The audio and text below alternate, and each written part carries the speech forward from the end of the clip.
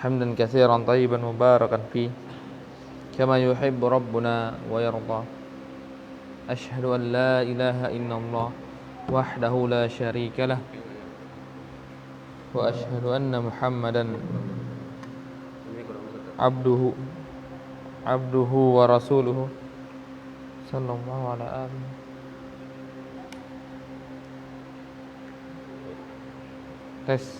Tes belum. Tes.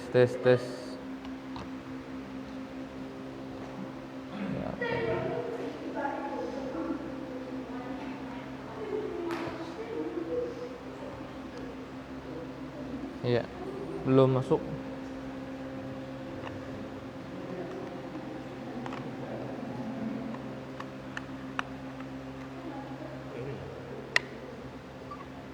Tes.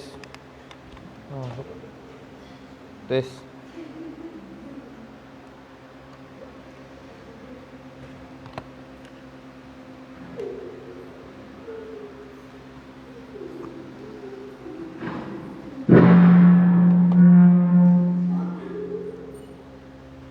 Iya, tes satu.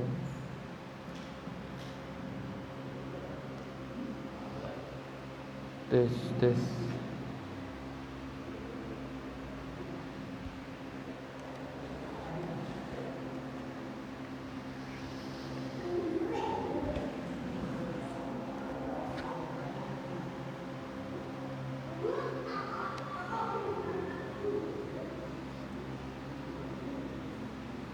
Iya. Alhamdulillah kita diberikan oleh Allah Subhanahu wa taala kemudahan untuk bisa menghadiri majelis ilmu setelah kita sholat subuh. Dan alhamdulillah kita kemarin telah berhenti di hadis Jabir bin Abdullah yang berbunyi, yang dipotong oleh Imam Ibnu Hajar Asqalani rahimahullah taala, ibda'u bima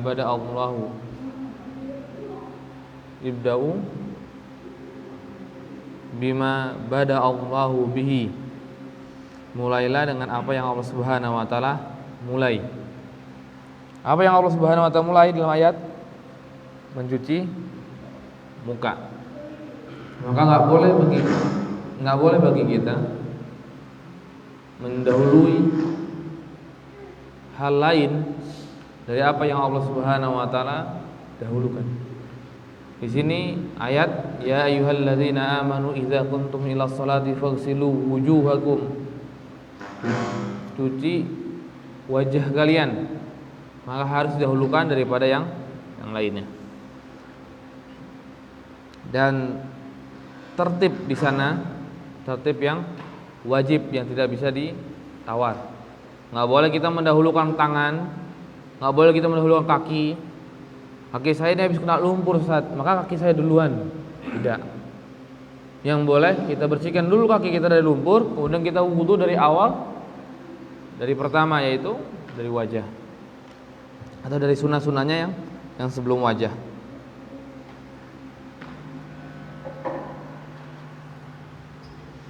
Maka di hadis selanjutnya, hadis wa anhu, ketika Imam Ibnu Hajar Asqalani rahimahullah taala menyebutkan wa anhu, nah maka ini maksudnya sahabatnya sama dengan sahabat yang sebelumnya, dan darinya, dari sahabat yang sebelumnya adalah sahabat Jabir bin Abdullah tentang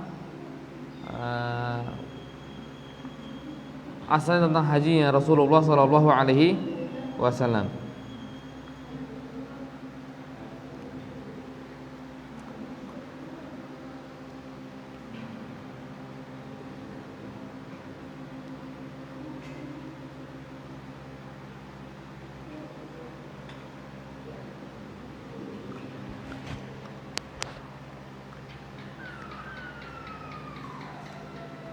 Ya.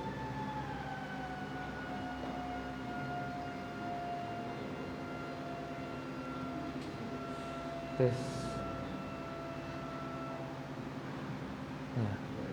Qal, maka wa anhu, radhiyallahu anhu qala kana an-nabiy sallallahu alaihi wasallam idza tawadda'a adaral ma'a ala mirfaqaihi akhrajahu darul qutni bi isnadin dha'ifin.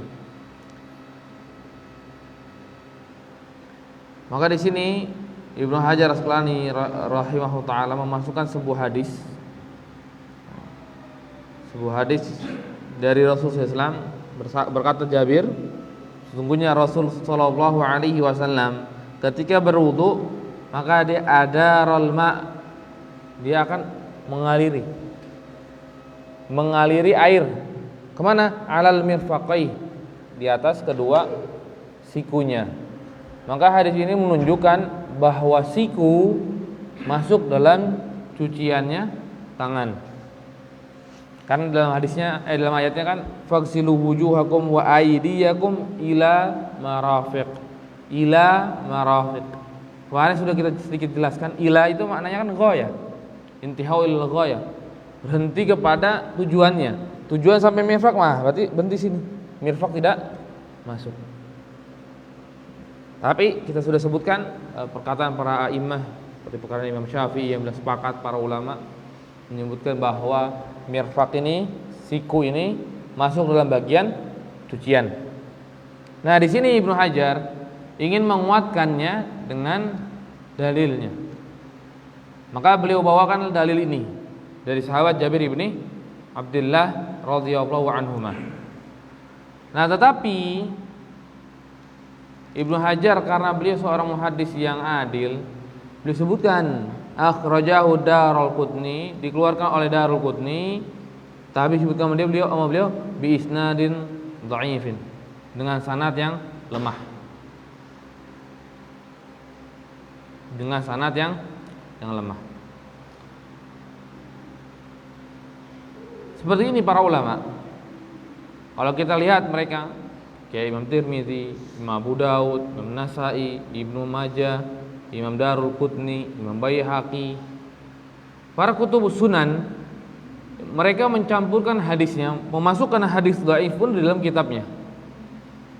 Memasukkan hadis dhaif di dalam kitab mereka. Bukan mereka enggak tahu hadis tersebut dhaif, bukan. Mereka tahu. Mereka tahu bahwa hadis tersebut adalah hadis yang dhaif. Tapi mereka masukkan di dalam kitabnya supaya untuk beberapa kemungkinan. Pertama, kemungkinan untuk menguatkan hadis yang sebelumnya. Untuk menguatkan hadis yang sebelumnya. Karena banyak riwayat menjelaskan ini, maka naiklah. Atau ingin menyebutkan pendapat orang lain, tapi bahwa pendapat tersebut berdasarkan dengan hadis yang lemah. Berdasarkan hadis yang lemah. Maka sering demikian. Apalagi kalau kita baca Sunan Tirmidzi, beliau sering itu memberikan taklik hadis ini dhaif, hadis ini lemah.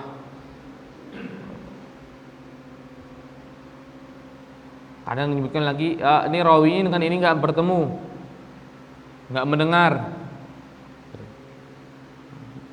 Macam-macam bagian dari hadis dhaif.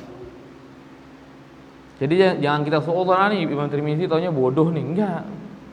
Abu Daud bodoh, enggak. Mereka ada ulama yang sangat cerdas. Kayak Darul Qutni bodoh, enggak. Darul Qutni adalah imam sangat besar dan bahkan beliau berani untuk mengkritik Imam Muslim rahimahullah ta'ala. Maka beliau itu memiliki buku tuh Naqd al-Sahih Muslim. Beliau itu mengkritik Sahih Muslim. Beberapa hadis menurut beliau di dalam Sahih Muslim ada yang dhaif. Ada yang dhaif. Beliau sebutkan hadis-hadisnya. Beliau sebutkan hadis-hadis tersebut. Dan beliau adalah imam yang besar Darul Qutni, dan banyak para ulama memuji beliau dengan pujian yang sangat hebat ya, seperti Imam Zahabi memuji huwa hafidhu zamani Abu Husain Ali bin Umar bin Ahmad al-Baghdad al-Hafidh al-Syahir. Beliau ini adalah seorang hafidh di zaman tersebut, yang bernama Ali bin Umar bin Ahmad. Tapi kita lebih sering dengar dengan nama Daraqutni. Daraqutni. Dia adalah al-hafidh, dia orang hafidh. Bedanya hafidh dengan muhaddis sangat jauh. Muhaddis itu sudah besar, dia muhaddis. Tapi kalau dia sudah naik ke derajatnya al-hafidh, maka dia itu sudah meninggalkan para muhaddis yang lain. Karena derajat al-hafidh itu jauh di atas daripada sekedar muhaddis. Muhaddis dia mungkin bisa hafal ratusan ribu hadis. Dia paham hadis-hadis tersebut. Tapi kalau al-hafidh lebih daripada tersebut dan kesalahannya sangat sedikit. Maka gelar al-hafidh itu berat. Gelar al-hafidh itu berat. Maka disebutkan di sini al-hafidh asy-syahir. Dia terkenal. Kita lebih sering kan dia hafidh Quran gitu. Hafidh Quran. Tapi ketika dikatakan dia hafidh hadis, wah, itu berbeda. Dengan sekarang dia itu muhaddis. Jauh. Muhaddis saja bisa ulama, apalagi sudah mendapatkan al-hafidh. Yang bisa menggelarkan juga al-hafidh itu bukan orang biasa, harus ulama yang sudah besar juga. Seperti Ibnu Hajar Asqalani itu diberikan al-hafidh oleh gurunya sendiri. Ibnu Hajar Al-Asqalani maka al-hafidh Ibnu Hajar Al-Asqalani rahimahullah ta'ala, karena kecerdasan yang beliau miliki. Nah, di sini sama Daraqutni, hebat, ulama hebat. Pokoknya sampai berkata Imam Hakim, Imam Hakim, "Sarad Daraqutni auhada asrihi fil hifdhi wal fahmi wal wara'." Imam Hakim An-Naisaburi rahimahullah ta'ala berkata, maka jadilah Daraqutni ini adalah orang yang menyendiri di dalam hafalannya, pemahamannya dan waroknya. Maksudnya apa? Dia itu orang yang top, orang yang hebat. Wa imaman fil qiraah wan nahwi, dan juga dia imam di dalam qiraah, baca Al-Quran. Kemudian dan juga di dalam nahwu. Walahu musannafat yatulu dzikruha, dan dia banyak punya karya buku dan sangat banyak kalau seandainya kita sebutkan kan panjang. Wa asyhadu, dan aku bersaksi. Di sini Al-Hakim mempersaksikan wa asyhadu annahu lam yukhlaq ala adimil ardi mislahu. Dan aku bersaksi tidaklah ada seseorang yang seperti dia yang telah diciptakan oleh Allah Subhanahu wa taala dalam bumi ini. Pujian yang sangat berlebihan dari Imam Hakim. Karena apa? Daraqutni sangat cerdas, sangat hebat, bukan sangat jelek. Maka dari sini, tapi kenapa Daraqutni meriwayatkan hadis yang dhaif? Kita kembali lagi kepada kaidahnya. Beliau membuat kitab tersebut adalah kitab sunan. Kitab sunan bukan mengumpulkan hadis-hadis sahih saja. Yang mengumpulkan hadis-hadis sahih cuman hanya Sahih Bukhari, Sahih Muslim, Sahih Ibnu Hibban, Sahih Ibnu Khuzaimah, Mustadraknya Hakim, ataupun yang lain-lainnya. Karena mereka ini nggak fokus ke sana. Karena fokusnya ke dalam permasalahan ahkam. Kutub sunan itu biasanya fokusnya dalam permasalahan hukum-hukum, terutama hukum fikih. Kalau seandainya kita bacakan pujian para ulama sangat banyak kepada Daraqutni. Kenapa disebutkan hadis ini hadis yang lemah, bi isnadin dhaif, dengan sanad yang lemah? Karena di dalamnya ada seorang rawi yang kebanyakan para ulama berkata rawi tersebut matruk. Matruk ini ditinggalkan. Rawinya ditinggalkan. Ketika disebutkan rawi matruk, rawi ini ditinggalkan, ini lebih besar daripada cuman dia dhaif. Matrukul hadis, rawiul matruk, nah itu berat. Tarakahul fulan, kalau kita kan nggak mau dia tinggalin sama orang sama fulan sama ulama A, bukan maksudnya, pas sekedar tinggalin. Dia memiliki kecacatan yang lebih daripada harus sekedar dha'afahu fulan, sekedar dilemahkan. Oh, rawi ini dilemahkan oleh ulama A. Oh, rawi ini ditinggalkan oleh ulama A, maka beda.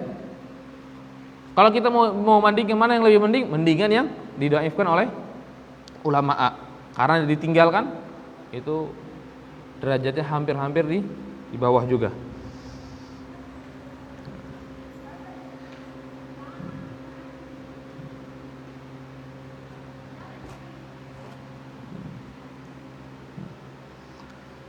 Dan bahkan disebutkan wasaraha bi dha'fil hadits jama'atu minal huffaz.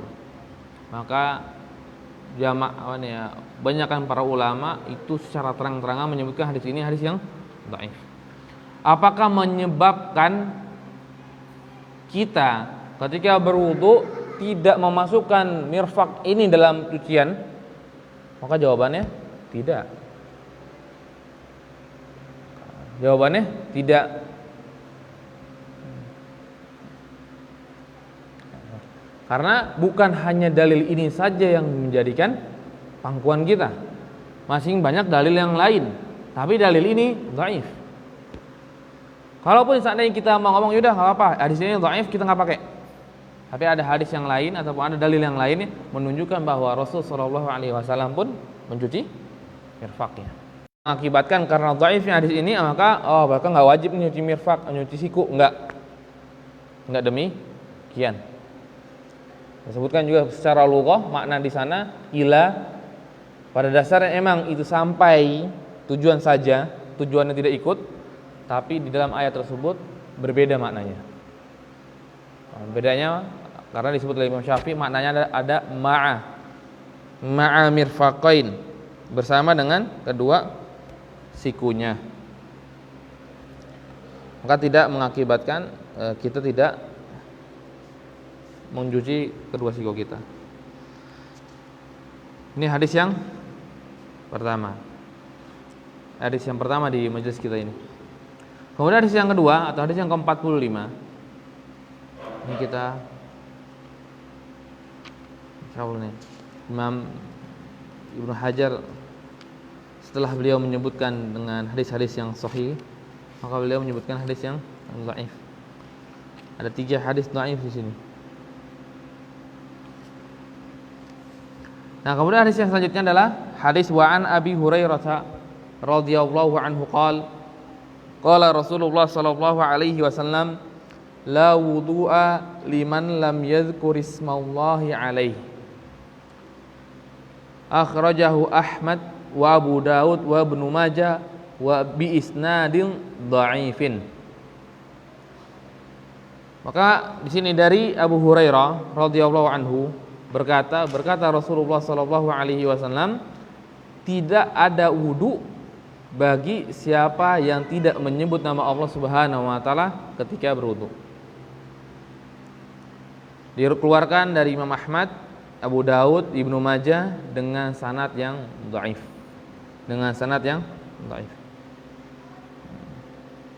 Kenapa sanadnya dhaif? Karena ada 2 orang yang tidak mendengar.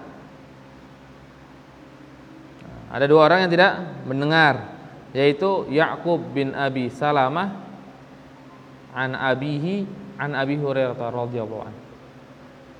Ya'qub bin Salamah itu tidak mendengar dari ayahnya sendiri.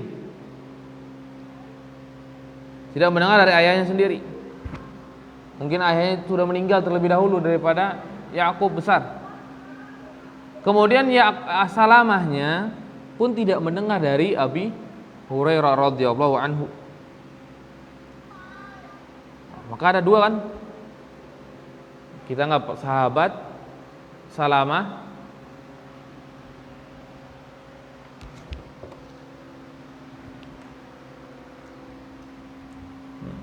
Rasul.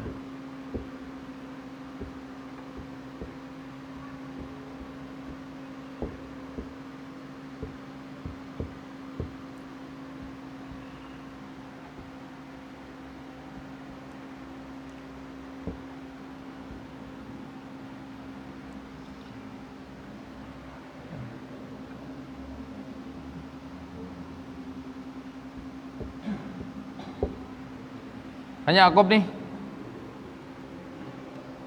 Yakub, Salamah, Abu Hurairah, Rasul sallallahu alaihi wasallam. Maka si Yakub ini enggak mendengar dari bapaknya. Salamah ini bapaknya. Enggak mendengar. Kemungkinan beliau wafat terlebih dahulu ketika masih beliau masih kecil. Atau beliau belum menyampaikan hadis tersebut tapi beliau keburu meninggal. Salamah keburu meninggal. Dan kemudian yang kedua, Salamah ke Abu Hurairah pun tidak mendengar. Maka ini kecacatan yang sangat beruntun ya. Dua ya. Dua kali.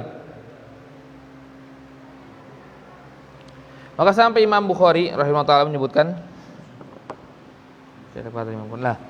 waqala Imam Bukhari rahimahullah, la yu'raf lahu sama'un min abihi. Yakub ini tidak didengar, tidak memiliki pendengaran dari bapaknya. Maksudnya hadis ini, dia nggak dengar dari bapaknya hadis ini. Wala li abihi min Abi Hurairah, dan juga bapaknya pun tidak mendengar dari Abu Hurairah. Walahu tariqun ukhra inda Daraqutni wa Baihaqi walakinnaha kulluha dha'ifatun aidha.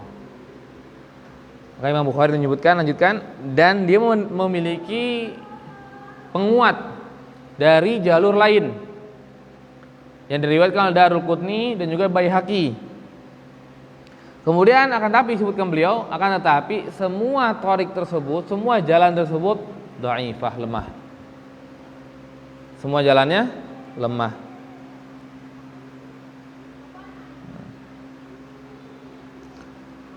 Dan beliau menyebutkan hadis yang lain juga, dan juga hadisnya lemah.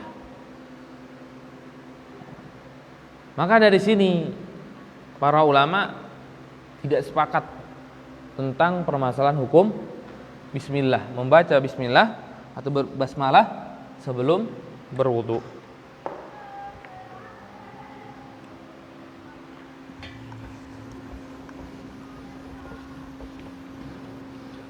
Bagi kalau Imam Bukhari sudah ngomong ya demikian, sudah berat. Maka ada beberapa pendapat para ulama. Yang pertama yaitu bismillah ini bagian dari wajib atau rukun.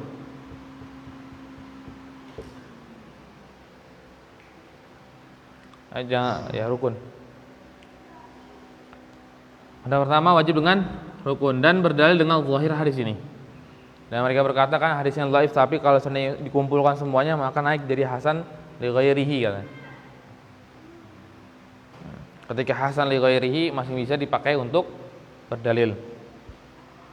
Rukun wajib, tinggalkan batal. Enggak dikaitkan dengan apapun. Mau lupa mau enggak bismillah, enggak sah wudunya. Ya, ini lupa atau tidak ya? Maksudnya.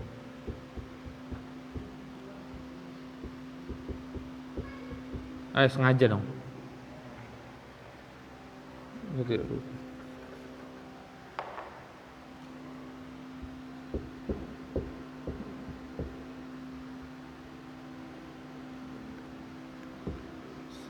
Lupa atau sengaja batal karena berdalil dengan hadisnya. Karena di hadis tersebut itu menggunakan lafaz kan gini, la wudu'a. Kalau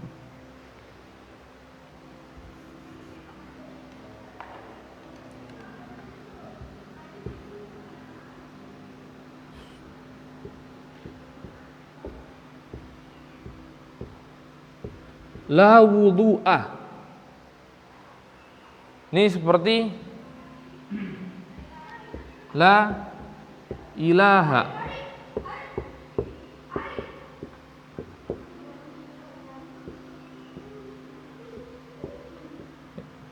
La ilaha illallah. La ilaha, seperti la ilaha. Hukumnya, hukum dalam masalah nahunya, bukan hukum permasalahan ini, beda jauh ya. Ini satu tentang wudu, ini tentang tauhid. Tapi nahunya sama, la ilaha. Sama juga dengan la salata. La salata liman lam yaqra bi Fatihatil kitab. Tidak ada salat bagi orang yang tidak baca Al-Fatihah. Maka ketika melihat dengan lafaz ini, ya secara zahir ayat ini, hadis ini maaf, karena hadis. Secara zahir hadis ini maka menunjukkan emang begini. Lupa dan sengaja sama semuanya. Karena tidak ada toleransi. Karena di sini nafil lil jins. Nafil jins maka dinafikan benar-benar. Maka dinafikan seperti ini kan, la ilaha, maka kita nafikan kan, tidak ada Tuhan lagi selain Allah Subhanahu wa taala. Maka mereka ini berdalil dengan zahirnya hadis. Maka berkata mau lupa mau sengaja batal.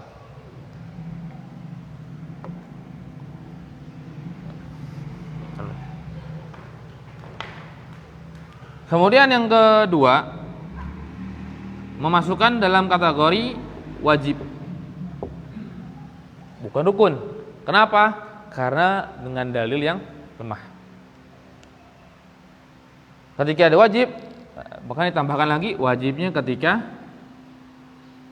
sengaja.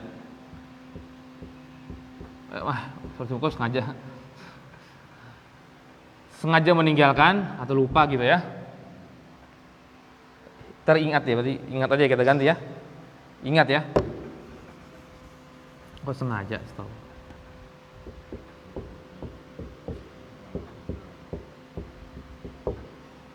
Maka ketika ingat saja. Dan juga ada lafaz hadis yang lainnya menyebutkan ketika dia ingat, ada tambahan ketika dia ingat. Maka hadis ini nggak bisa dibawakan, di sini Imam Ahmad bin Hanbal ya, nggak bisa dibawakan kepada mana yang pertama, karena hadis ini dhaif. Nggak bisa hadis dhaif ini sampai menduduki derajat rukun, menyebutkan sebuah hukum rukun, sedangkan hadis yang lain pun dhaif. Maka Imam Ahmad bin Hanbal menyebutkan dia wajib, tapi bagi yang ingat saja. Tapi kalau nggak ingat, maka wudunya sahih, maka wudunya sah.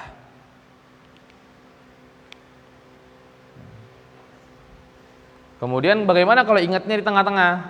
Cuci rambut, kepala, iya belum bismillah. Gimana?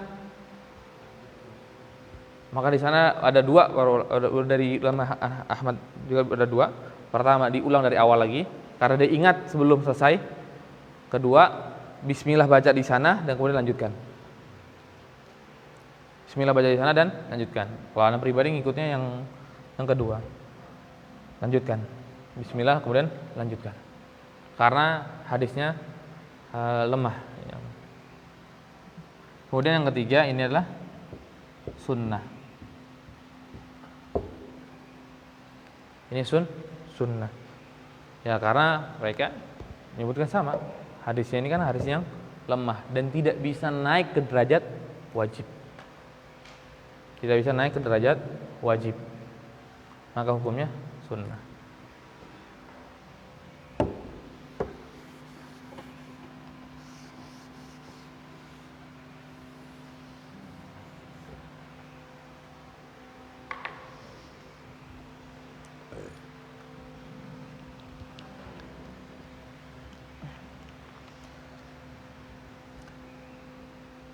Kemudian kita baca lagi. Walid Tirmizi an Sa'id ibn Zaid wa Abi Sa'id nahwuhu qala Ahmad la yathbut fihi syai'. Dan juga diriwayatkan hadis semisal ini dari Tirmizi dan juga dari Tirmizi dari sahabat Sa'id ibn Zaid dan juga dari Abi Sa'id Al-Khudri radhiyallahu anhuma qala Kemudian berkata Imam Ahmad di akhirnya setelah menyebutkan hadisnya, berkata Imam Ahmad ditukilkan oleh Imam Tirmidzi, la yasbut fihi syai'un. Maka menyebutkan Imam Ahmad bahwa hadis-hadis yang kayak gini tidak sahih. Tidak sahih.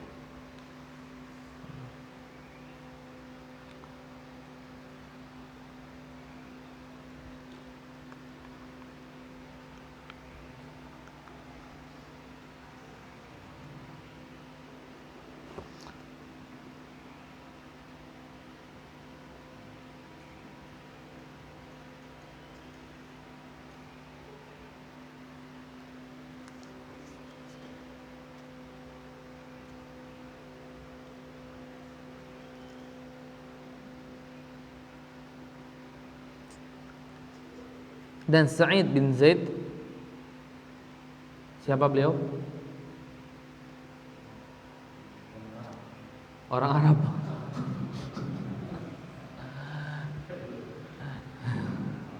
Sa'id bin Zaid adalah salah satu 10 orang yang dijamin masuk surga oleh Rasulullah SAW. Dia ini adik iparnya Umar bin Khattab radhiyallahu anhu. Karena Sa'id bin Zaid menikahi adiknya Umar, Fatimah binti Khattab radhiyallahu anhuma.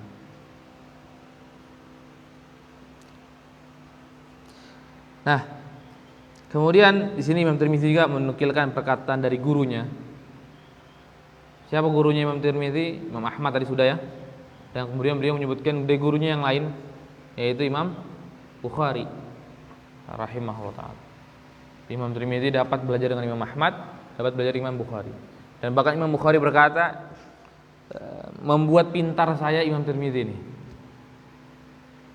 Imam Tirmidzi membuat pintar saya. Kenapa? Karena banyak pertanyaan Imam Tirmidzi yang sangat menjelimet, yang sangat berkualitas, yang membuat Imam Bukhari harus berjuang keras menjawab pertanyaannya.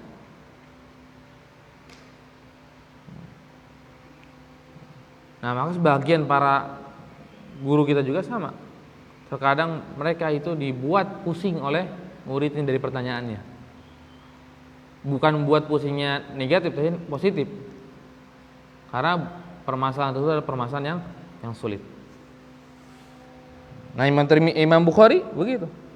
Karena Imam Tirmidzi sering bertanya kepada Imam Bukhari permasalahan ilalul hadis. Kecacatan sebuah hadis, ilal itu berat untuk dicari. Ilal itu berat untuk dicari daripada menyebutkan rawi ini enggak mendengar dari sini, rawi ini dhaif, rawi ini begini dan begini dan begini. Tapi kalau ilalnya, wah berat. Maka enggak semua ulama hadis itu ulama ilal. Tapi ulama ilal pasti ulama hadis. Karena ilal sangat berat. Nah, di sini Imam Tirmidzi sering nanya dengan masalah ilal kepada Imam Bukhari. Karena banyak sebagian ulama seperti Imam Ahmad, Imam Yahya bin Ma'in, Yahya bin Sa'id Al-Qattan pernah didatangi oleh seseorang yang sama, ditanya tentang sebuah hadis. Ada beberapa hadis, misalkan 10 hadis. Maka kemudian Imam Ahmad bin Hanbal berkata, hadis ini munkar. Pertama, kedua batil, ketiga la aslalahu, keempat A, B, C dan D kemudian. Kemudian ditanya, apa alasanmu wahai imam? Engkau bisa berkata hadis ini munkar, hadis ini begini. Ada sebuah alasan yang aku tidak bisa sebutkan kepada engkau. Bingung. Tapi hadis ini dhaif. Hadis ini batil. Tapi untuk disuruh sebutkan masih bingung. Kalau kamu nggak percaya, silakan engkau tanya kepada Yahya bin Ma'in. Maka datanglah orang tersebut kepada Imam Yahya bin Ma'in, bertanya hal yang sama. Maka tahunya jawaban mereka hampir sama. Oh, cuma kadang beda. Oh, hadis A yang tadi katakan Imam Ahmad ini munkar, oh mungkin ini batil ganti. Hanya tukar-tukar lafaz saja. Tapi sama. Ketika disuruh jelaskan juga Imam Yahya bin Ma'in, coba tanya sama Yahya bin Sa'id. Dilempar lagi. Karena apa? Permasalahan ilal ini berat. Sama seperti orang yang tahu emas. Kalau dulu kan ada uang emas dinar, kan emas 4,25 gram. Maka dia tahu tuh dinar mana yang kadarnya itu turun daripada dinar yang kadarnya masih bagus. Oh, pasti pegang, baru dilihat, oh tahu, nah ini palsu, ini asli, ini ada cacat. Walaupun dia itu belum bolak-balik. Karena apa? Ada khibrahnya dia. Karena ada khibrahnya dia, sudah biasa dia dengan hal tersebut, maka Allah Subhanahu wa taala berikan ilmu yang begitu besar. Nah, ilal, bagi orang yang sudah memahami ilal, maka mereka itu akan bisa memiliki sebuah sensitif yang tinggi dalam hadis. Ketika disebutkan hadis A, B, dan C, maka kadang ada yang aneh dari sini. Ada yang aneh dalam hadis ini. Sebentar, kita teliti dulu. Ketika teliti, ketemu keanehan tersebut. Ulama hilal apakah siapa yang orang salaf itu? Ulama hilal dari ulama hilal. Ya tadi yang sebelumnya Imam Ahmad, Imam Yahya, Imam Ain, termasuk Imam Bukhari, Imam Tirmizi. Berat. Karena untuk mencari ilal, apalagi ilal yang sangat sembunyi, itu berat. Kadang tampak hadisnya hadis sahih, tapi ketika diteliti lebih lanjut, tanya hadisnya dhaif. Karena ada kecacatan yang membuat hadis tersebut cacat. Imam Tirmizi. Maka Imam Tirmizi bertanya kepada Imam Bukhari tentang hadis ini. Maka Imam Bukhari menjawab, innahu ahsanu syai'un fi hadzal bab. Ahsanu syai'un, dan hadis inilah yang paling mending. Yang paling mending daripada yang lain di dalam bab ini, di dalam bab masalah basmalah ketika wudu. Lakinnahu dhaif. Tapi walaupun ini paling mending, tapi dia dhaif.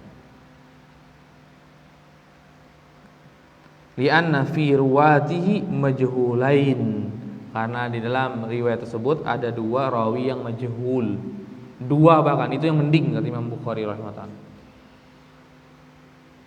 Wa riwayatu Abi Sa'id, dan riwayatnya Abi Sa'id Al-Khudri akhrajahu Tirmizi wa ghairuhu min riwayat Katsir ibni Zaid an Rubaih an Abdurrahman an Abi Sa'id Al-Khudri walakinna qadaha fi Katsir ibni Zaid wa fi Rubaih aidan.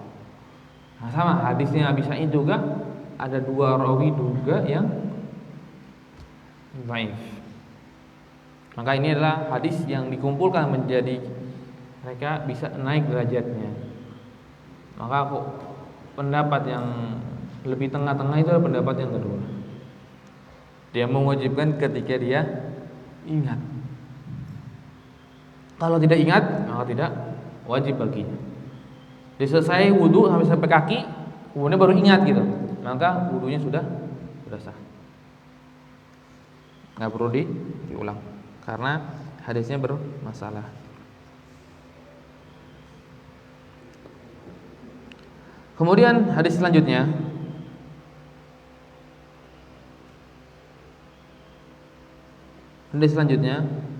wa an Talha ibni Musarrif an abihi an jaddihi radhiyallahu anhu qala ra'aitu Rasulullah sallallahu alaihi wasallam yafsilu bainal madmadati wal istinsyaqi.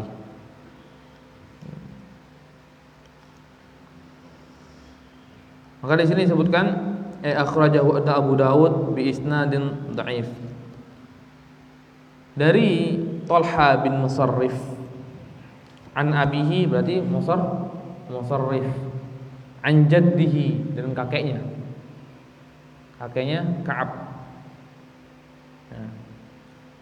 Ka'ab bin Amr an jaddihi radhiyallahu anhu qal, berkata, kakeknya itu berarti sahabat Nabi sallallahu alaihi wasallam. Ketika radhiyallahu anhu itu sahabat, ya, sahabat Nabi sallallahu alaihi wasallam. Qal ra'aitu Rasulullah sallallahu alaihi wasallam.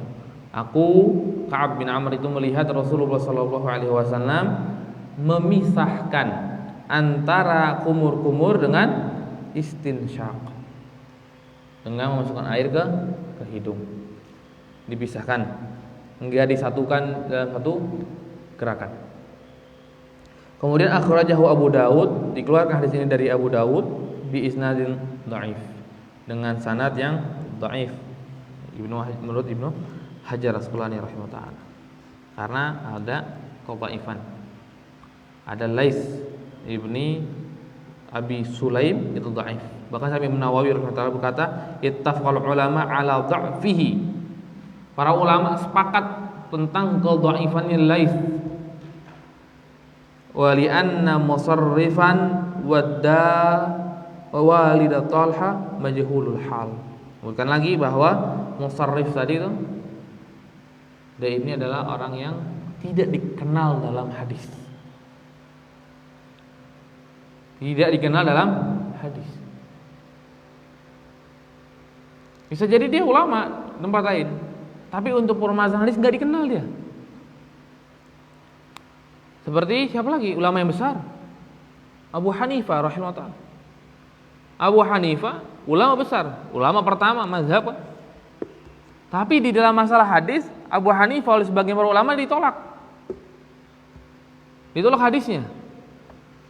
Karena Abu Hanifah ini menurut para ulama tersebut lemah, majhul dia, nggak biasa bermain dengan hadis, nggak biasa dengan hadis Nabi Shallallahu Alaihi Wasallam.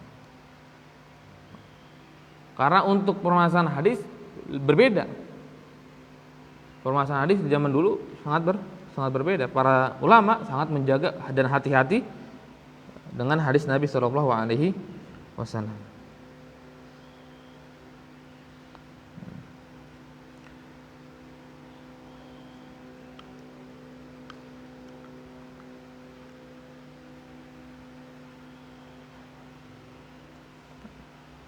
Nah kemudian sehingga Abu Daud pernah bertanya ya kepada gurunya Imam Ahmad bin Hanbal.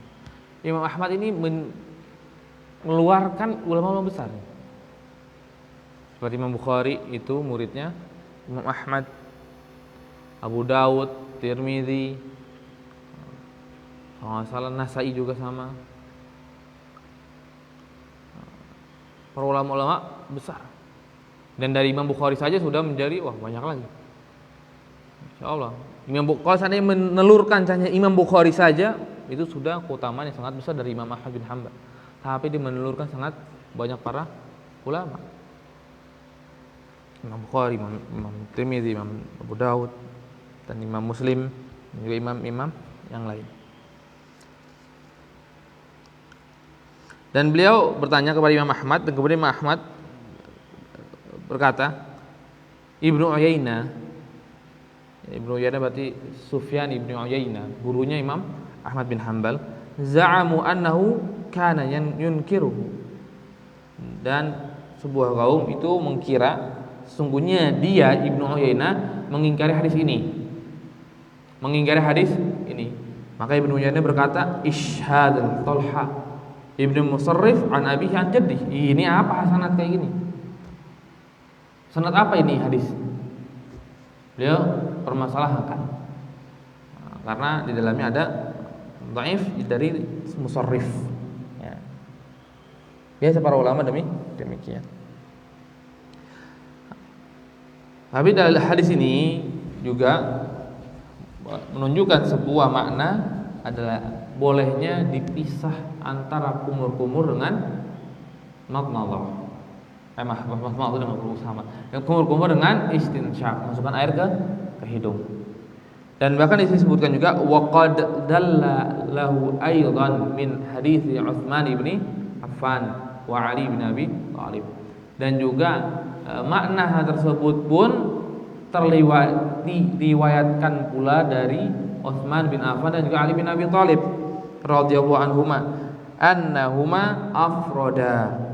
Sungguhnya mereka berdua, Ali dengan Utsman, memisahkan antara madmadah dengan istinsyaq. Tsumma qala, kemudian dia berkata, hakadza, beginilah ra'ayna Rasulullah sallallahu alaihi wasallam tawadda.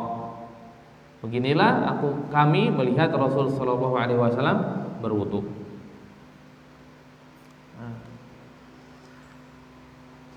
Maka kemarin juga kita telah sebutkan Untuk memisahkan itu boleh.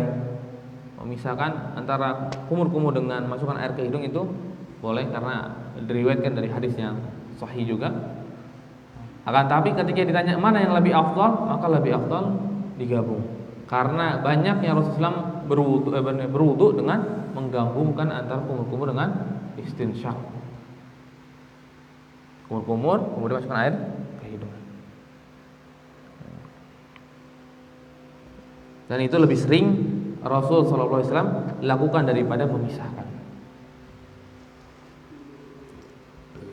Karena yang meriwayatkan memisahkan hanya beberapa saja, beberapa hadis Nabi sallallahu alaihi wasallam. Bahkan sampai juga diriwayatkan saking besarnya annahu tamadmada wastanshaqa thalathan min kaffin wahid.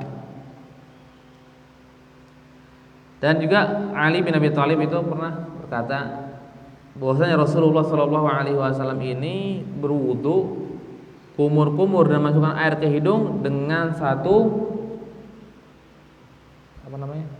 tangan, dan lain lagi cuma satu ambilan ya, satu cidukan ya. Jadi langsung 3 kali,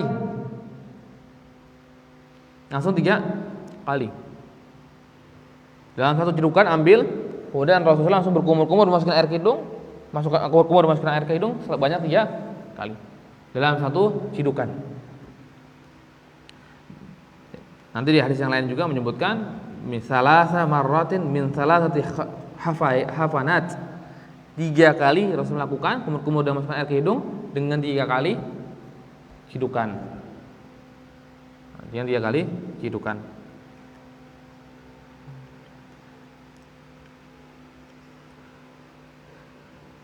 Dan juga ada 3 kali dengan 1 kali cidukan. Nanti kita akan praktekkan ketika kita berwudu ya.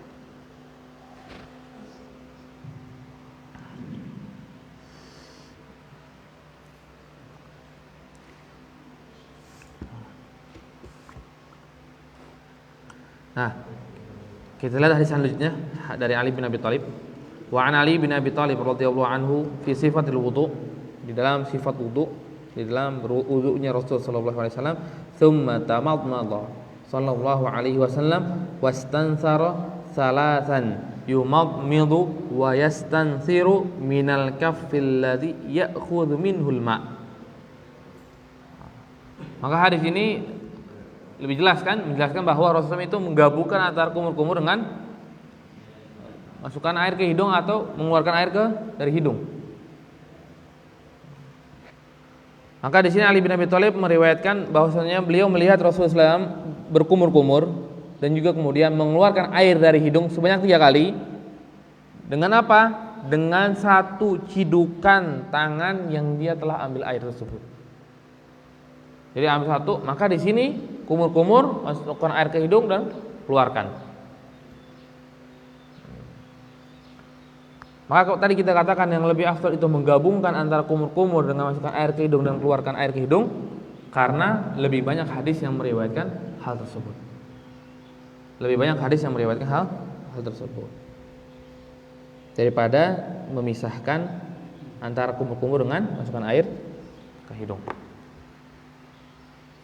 Tapi kalau ada yang memisahkan, maka wudunya sah.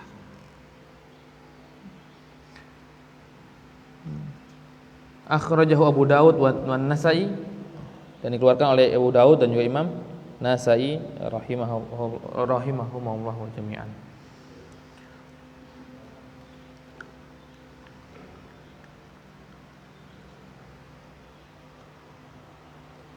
Kemudian hadis yang selanjutnya, hadis yang ke-48, wa Abdullah bin Zaid fi sifati wudu'i Rasulillah sallallahu alaihi wasallam, thumma adkhala sallallahu alaihi wasallam yadahu famadmada wastanshaqa min kaffin wahidatin yaf'alu dzalika thalathan, muttafaqun alaih. Dari Abdullah bin Zaid,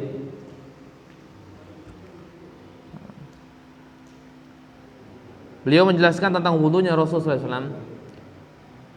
Kemudian Rasulullah itu memasukkan tangannya ke dalam bejana, ke dalam ina, mengambil air, kemudian madmadah dan istinsyak, berkumur-kumur dan masukkan air ke hidung. Min kafin wahidatin, dari tangan satu tangan, berarti satu tangan, nggak dua tangan, satu tangan, ya, dengan satu tangan. Yaf'al dzalika salasan, dan melakukan hal tersebut Rasulullah sebanyak 3 kali. Ambil air, kumur-kumur, masukkan air ke hidung, keluarkan ke tangan kiri. Ambil lagi, masukkan, keluarkan. Ambil 3 kali dengan satu tangan. Kalau tadi kita menyebutkan dengan 2 tangan langsung 3 kali. Kemudian 2 tangan satu kali semua ya. Satu, ambil lagi, ambil lagi. Maka sekurangnya ada 3 sunnahnya Rasulullah SAW dalam berkumur-kumur dan istinsyak ketika ngambil airnya. Kita ulang, ngambil air yang pertama yaitu dengan kedua tangan, mengambil dengan kedua tangannya, kemudian berkumur-kumur dan istinsyak, kemudian dibuang, ambil lagi sampai 3 kali. Kemudian yang kedua adalah mengambil dengan satu tangan, dan ini dilakukan 3 kali, sebanyak 3 kali. Kumur-kumur, masukkan air ke hidung, kumur-kumur, masukkan air ke hidung, kumur-kumur, masukkan air ke hidung. Kemudian yang ketiga itu adalah mengambil air dengan tangan kanan saja.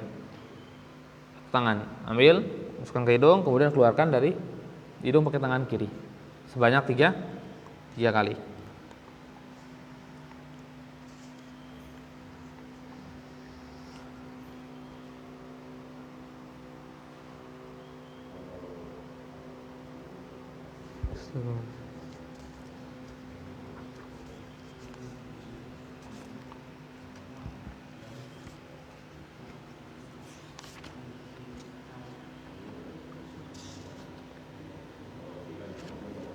Oh ya.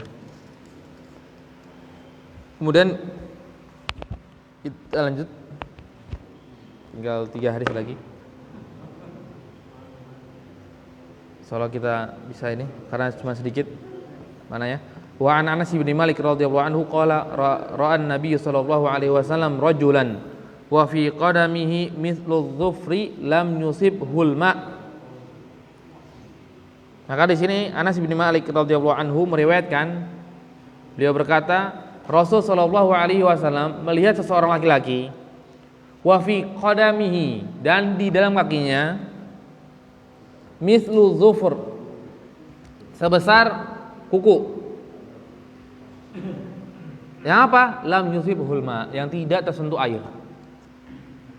Yang tidak tersentuh air. Maka Rasul SAW menyebutkan irji' fa ahsin wudu'ak, kembali engkau kemudian engkau benarin wudu'mu. Kembali engkau dan engkau benarin wudu'mu. Akhrajahu Abu Daud wan Nasa'i, dikeluarkan oleh Imam Abu Daud dan Imam Nasa'i. Diperintahkan untuk kembali dan berwudu lagi.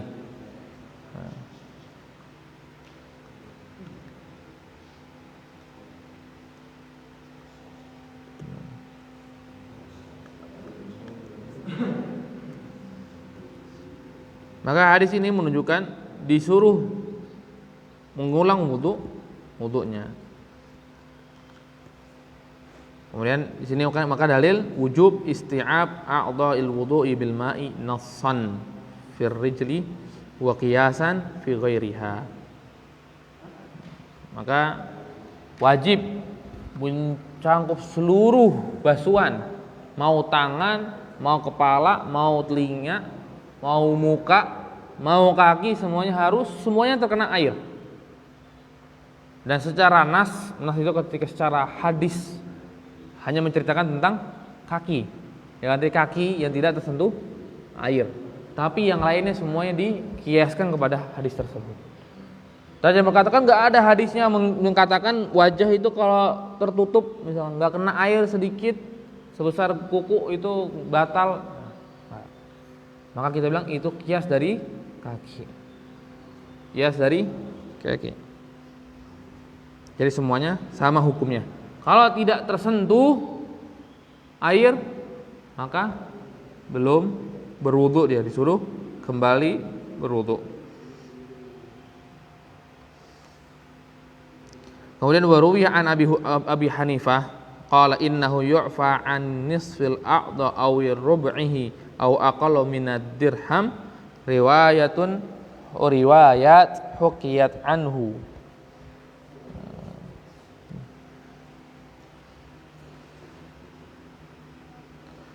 Dan juga ada sebagian para ulama seperti Abu Hanifah menyebutkan sedikit berbeda, yaitu beliau menyebutkan kalau seandainya yang tertutup itu setengah, kalau cuma setengah dari cucian, ini baru yang membatalkan wudunya, maka itu kurang tepat karena hadis tersebut jelas. Apalagi hadis yang selainnya ya, itu wailul lil aqabi minan nar, celaka bagi orang-orang yang tumitnya ini tidak tercuci.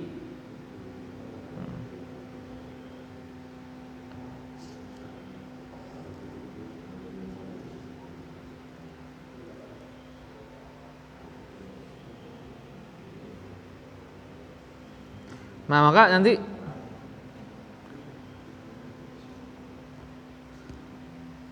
ketika kaki tadi ya, sekarang kita wudu, kemudian kaki kita pas kita lihat, taunya tertutup, katanya belum kena air. Kita sudah selesai wudunya, kita udah ke masjid, udah kering, kok yang ini kering banget ya? Pas lagi dilihat-lihat, taunya bagian tersebut tidak tersentuh dengan air. Seharusnya kalau dia tersentuh dengan air seminimal seperti ini misalkan bagian yang lain. Tapi ini enggak. Oh, berarti menunjukkan bahwa bagian tersebut tidak terbasuh. Maka apa yang dilakukan? Maka dia ulang wudunya. Kalau sudah kering. Ya. Karena apa? Sudah terputus dari dia aktivitas wudu. Kecuali ketika dia lihat pas saya wudu kemudian jalan sebentar, lihat, wah kakinya masih kering, maka dia kembali ketika itu baru boleh mengulang kakinya saja, karena belum terlepas dari aktivitas wudunya sendiri. Tapi kalau sudah terlepas dari aktivitas wudunya, maka diulang wudunya. Apalagi kalau seandainya sudah sampai sholat, baru keingetan, ya Allah, tadi kan siku belum kebasuh. Nah, maka apa? Ulang sholatnya dan ulang wudunya. Karena wudunya enggak sah, maka sholatnya pun tidak sah.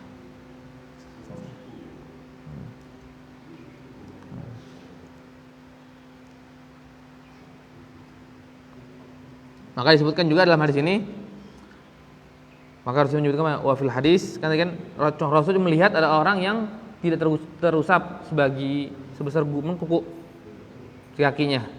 Maka menunjukkan hadis ini, maka hukumnya sama. Mau dia jahil, mau dia nasi, mau dia amit sengaja, mau dia itu enggak tahu, mau dia lupa, mau dia itu sengaja, hukum semua sama menjadi sengaja. Jadi enggak harus, saya enggak apa-apa, saya enggak tahu tadi. Enggak, ulangi wudunya. Makanya pentingnya kita ini wudu ini secara sempurna. Supaya apa? Masalah-masalah yang seperti ini hilang semuanya, terbasuh semuanya. Nggak ada alasan kita, saya lupa, saya nggak tahu tadi tangan saya itu nggak keusap taunya. Nggak ada perkataan demikian. Di sini Rasulullah itu melihat orang dan dia nggak ngeh dengan keadaannya, dan dia nggak tahu bahwa kakinya itu ada tertutup atau tidak terucap, tidak terbasuh air. Nggak tahu, tapi Rasul menyebutkan ulang wudumu.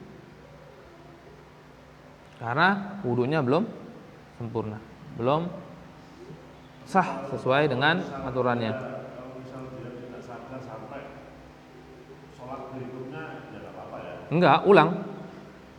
Dia nggak tahu selesai sholat zuhur, kemudian masuk asar. Padahal ada yang belum kena atau belum, ya nggak apa-apa. Enggak, ulang. Dia nggak sadar, nggak ada yang inginkan juga. Ya kan sudah tahu kan di waktu asar. Waktu asar juga, ya ulang lagi. Ulang lagi. Karena dia sholat zuhur tidak dalam keadaan tahir, tidak dalam keadaan sudah berwudu. Padahal wudunya waktu asar, masuk asar wudu sempurna. Nah, kenapa dia bisa tahu yang di asar itu ada yang tertutup? Ulang aja. Iya. Kalau seandainya dia tahu benar, oh tadi saya wudu dengan wudu tertutup sebesar segini misalkan, maka tetap bagi dia ulang karena dia belum berwudu. Karena wudunya enggak sah. Dia sholat di atas tidak berwudu.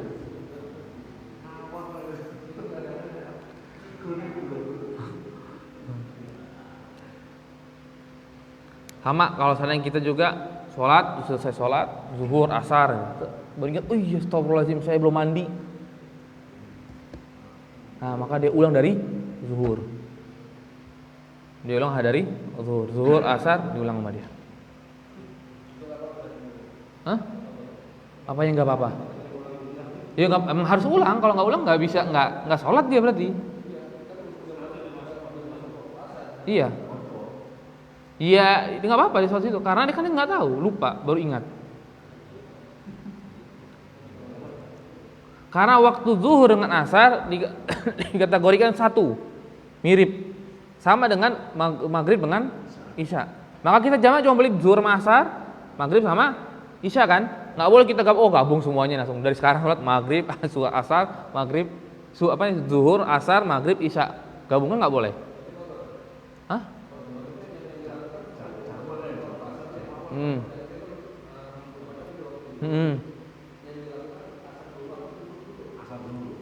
Asar dulu di waktunya.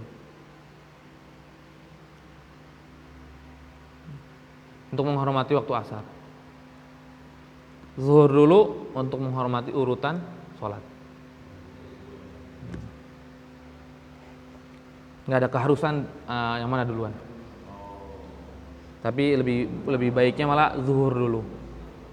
Karena mengikuti tertibnya sholat. Iya, nggak boleh kosor, nggak boleh.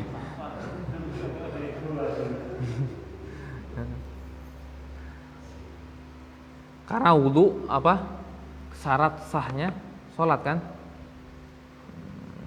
Berwudu dia harus telah berwudu. Nanti kita akan jelaskan tentang syarat-syarat sah sholat ketika masuk pembahasan sholat. Maka kalau wudunya nggak ada maka nggak demikian. Maka kemarin dulu Anda pernah dapat kisah ya, ada di kalau saya di Mauritania, di Afrika. Ketika itu dia diimami oleh seseorang, kemudian baru tahu dari sekian lama bahwa dia itu bukan muslim. Diimamin oleh seseorang dan baru tahu setelah beberapa saat, saya lupa. Kalau satu teman satu ngomong sampai beberapa tahun gitu. Dia taunya diimami oleh orang bukan Islam. Ya sama kayak kejadian Aceh kan, yang dan ini sampai imam sholat.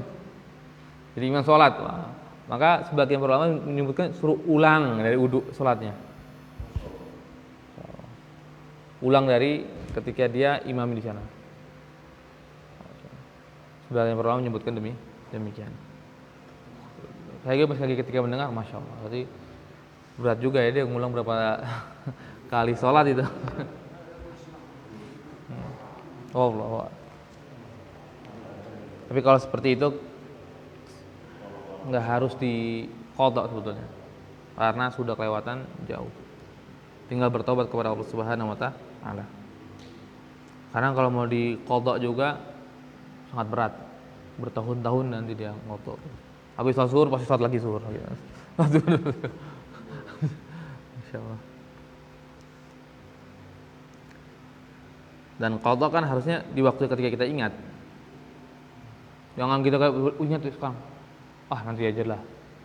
Nanti masih ada sejam lagi. Taunya keluar lagi gitu. Nanti salatnya bermasalah itu yang kedua kalau dia belum mengqadha yang pertama. Zuhur udah tinggal misalkan tadi ada uzur. Maksudnya qadha di asar, tapi sengaja-ngaja sholatin dulu sampai keluar asar. maka asarnya ini bermasalah bagi orang tersebut. Zuhurnya sebagian para ulama itu mengqadha, tapi untuk asar sebagian para ulama berpendapat tidak ada qadha baginya. Dia akan menerima dosa yang besar dari Allah Subhanahu wa taala.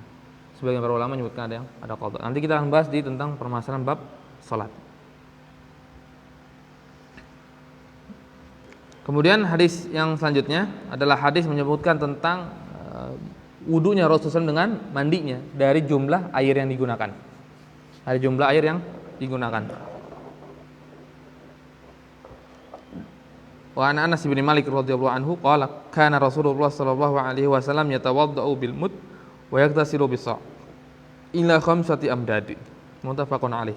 Maka dari Anas bin Malik radhiyallahu anhu berkata, sesungguhnya keadaan Rasulullah SAW dalam berwudu itu menggunakan air sebanyak 1 mud dan mandi dengan 1 sa' ila khamsati amdadin, sampai 5 mud. 1 sa' kan 4 mud. Maka disebutkan kalau mandinya kadang sampai 5 mud. Insyaallah ya. Jumlah air yang sangat sedikit ya yang digunakan oleh Rasulullah SAW dalam wudunya. Tapi sudah cukup untuk mandinya Rasul sallallahu alaihi wasallam. Kemudian selanjutnya hadis yang terakhir. Hadis tentang sunnah doa yang dibaca setelah berwudu. Wa an Umar bin Khattab radhiyallahu an. An Umar bin Khattab radhiyallahu anhu qala Rasulullah sallallahu alaihi wasallam ma minkum min ahadin yatawaddau fayusbighul wudu thumma yaqul. Maka Rasulullah SAW bersabda, maka barang siapa yang di antara kalian yang berwudu kemudian memperbaiki, memperindah, memperbagus wudunya, thumma yaqul, kemudian dia berkata, asyhadu an la ilaha illallah wahdahu la syarikalah wa asyhadu anna Muhammadan abduhu wa rasuluhu illa futihat lahu abwabul jannati tsamaniyatu yadkhulu min ayyiha syaa. Maka barang siapa yang membaca doa tersebut, asyhadu an la ilaha illallah wahdahu la syarikalah wa asyhadu anna Muhammadan abduhu wa rasuluhu, maka bagi dia dimasuk surga dari pintu mana saja yang dia kehendaki.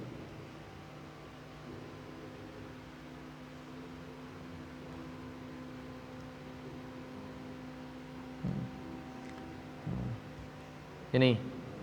Kemudian wazada wal Tirmizi wazada, dan dari hadis Tirmizi ditambah lafadznya dengan Allahumma ja'alni minat tawwabina wa ja'alni minal mutatahhirin.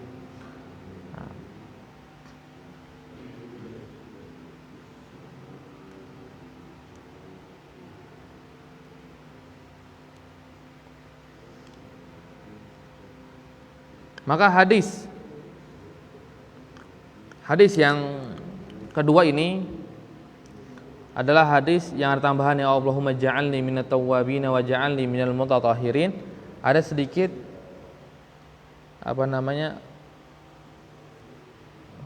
keraguan atau kedhaifan dari hadis tersebut. Yang Allahumma ja'alni minat tawwabina wa ja'alni minal mutatahhirin. Maka disebutkan ulama dahulu ini biasanya mendhaifkan hadis ini, dan ulama yang baru itu menghasankan, ulama sekarang itu menghasankan hadis tersebut. Jadi kalau seandainya pun kita mencukupkan sampai wa asyhadu anna Muhammadan abduhu wa rasul, ini maka sudah cukup. Karena fadilahnya juga sama. Fadilahnya sama. Maka kita cukupkan dengan di situ saja. Dan itu lebih selamat bagi kita. Jadi kita ketika setelah wudu, ingat-ingat doa ini, asyhadu an la ilaha illallah wahdahu la syarikalah wa asyhadu anna Muhammadan abduhu wa rasuluhu. Maka kita akan mendapatkan fadilah yang besar. Kita bisa dibukakan dari 8 pintu surga bagi kita. Dan kita mau masuk pintu mana saja yang kita kehendaki.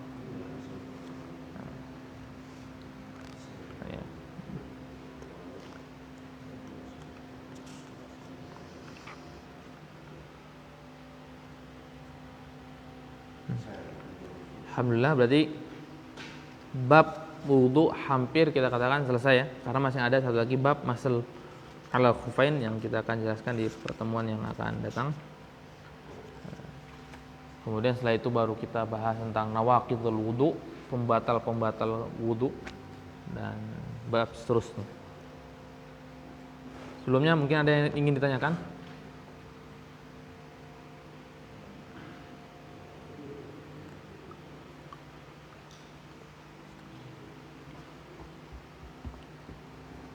Ada ya?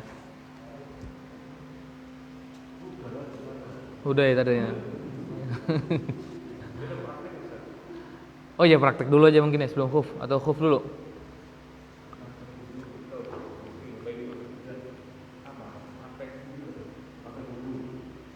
Praktek wudu dulu atau khuf dulu? Ya habis khuf itu baru pembatal doang. Tapi sifatnya sudah selesai. Khuf dulu ya. Soalnya kan ada satu lagi sifat wudunya itu dengan mengusap khuf. Jarang bagi kita, tapi bagi orang lain praktek dulu. Atau sekarang praktek sekarang? Oh enggak sekarang juga, mungkin yang pertemuan besok itu ya? Ya boleh.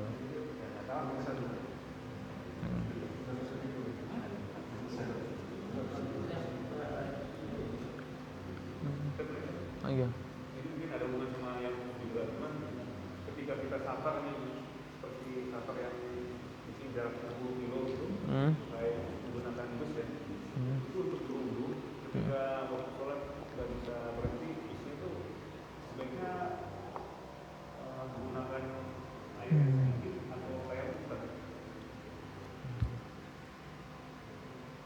Naik bisnya nggak bisa berhenti. Kan kayak maghrib isya kan pendek untuk lewat, jadi menjaga-jaga sampai dan ada air sedikit atau tayamum gitu ya, pakai air sedikit.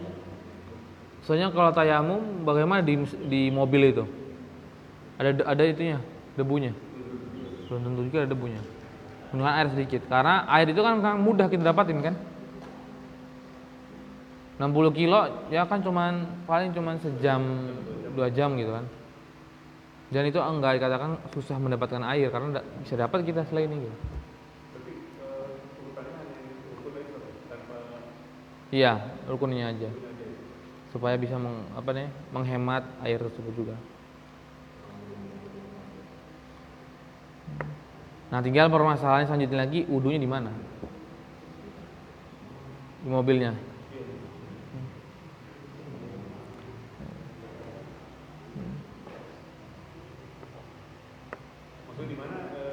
Di mananya kita bisa berwudu itu di mobil, kecuali mobilnya ada kamar mandinya kan. Nah maksudnya kalau yang itu kan masih bisa Jalan. Kamu basahi kan, mengalirkan air. Ya mengalirkan air kan bukan jadi harus itu air itu keran ngalir gini, enggak. Sampai air alirkan ke bawah. Bukan ngusap kan, ambil air, usap. Pada prakteknya kan mungkin susah ya kalau kita diskusi dia. Iya agak susah. Agak becek nanti di bawahnya. Cuman sedikit sih beceknya. Maka biasakan kita dalam keadaan tahir.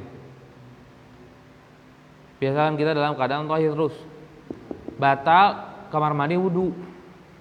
Dan itu lebih baik. Kita lebih terjaga dari kotor juga kan. Karena kita selalu tahir dan selalu berwudu mutawaddi. Kecuali kita bisa dapatkan di mobil tersebut ada air. Ada debu yang pasti. Karena biasanya kan namanya mobil kan pasti udah di vakum bahkan ya. Debunya aja udah diambilin kan. Enggak berat sih. Oh iya. Ada lagi yang ingin tanya? Bagaimana kalau orang yang bagian anggota tubuh yang harus terkena air itu, misalnya karena luka tangannya atau kakinya dikorban?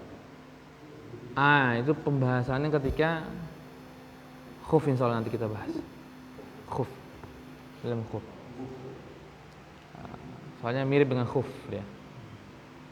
Biasanya itu para ulama jarob kan itu kan perban kan, kemudian kaos kaki, khuf, kemudian imamah biasanya dibahas satu tempat. Nanti insya Allah kita akan bahas di khuf. Karena ada beberapa aturan yang harus dipenuhi. Apalagi kalau Imam Syafi'i rahimahullah mazhab Syafi'i itu harus sebelum diperban sudah dicuci. Dia bersihkan. Kalau ini tato di tubuh, itu kan setahu saya kalau tato bukan tempel, Oh, ya. itu setahu saya itu kan kalau sudah lama itu kan sudah masuk pori-pori. Artinya cat yang yang semula menempel sudah masuk pori-pori.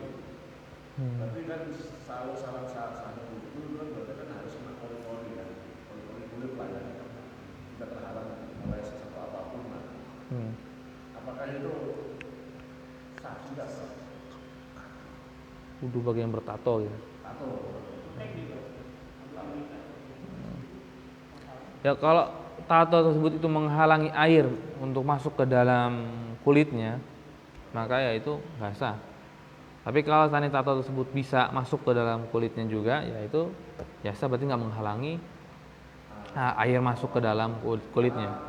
Tetapi beda dengan hukum tato ya, jangan disampaikan. Jangan dibilang terus hukum tato jadi boleh gitu, enggak. Hukum tato ini terlaknat ini. Kemudian dengan kutek ini kebanyakan malah nggak bisa untuk wudu. Karena akan menghalangi air itu masuk dalam kuku kita ini. Ini masih bagian cucian tangan kan? Maka nggak boleh pakai kutek. Kalau mau pakai, jangan pakai kutek, pakai ini aja, pakai apa? Cacar, jangan cacar. Oh pacar, nggak boleh pacaran pak. Hena.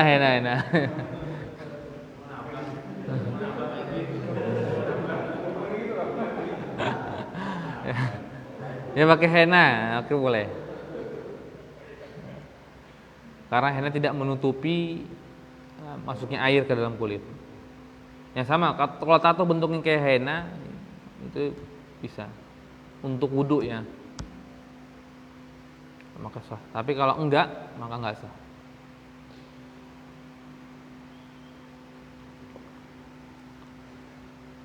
Nggak ada lagi?